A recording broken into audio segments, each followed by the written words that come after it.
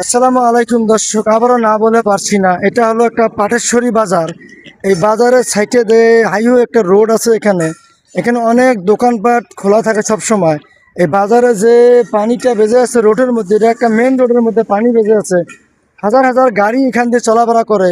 এই গাড়িগুলো যদি এখান দিয়ে যদি চলে যায়, তাহলে সাইডের দোকানগুলো সব ভিজে যাবে।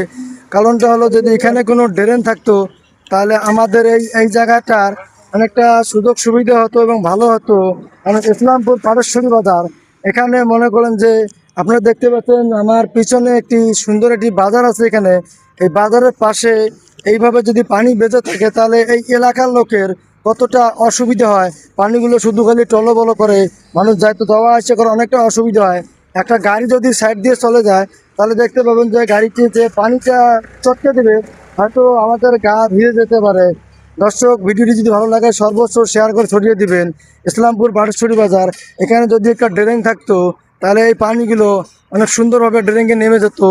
কারো এই এলাকার মানুষের আর অসুবিধা হতো না। দর্শক, আপনারা দেখতে পাচ্ছেন যে পিছনে যে বাজারটি আছে, ইসলামপুর পাটেশ্বরী বাজার।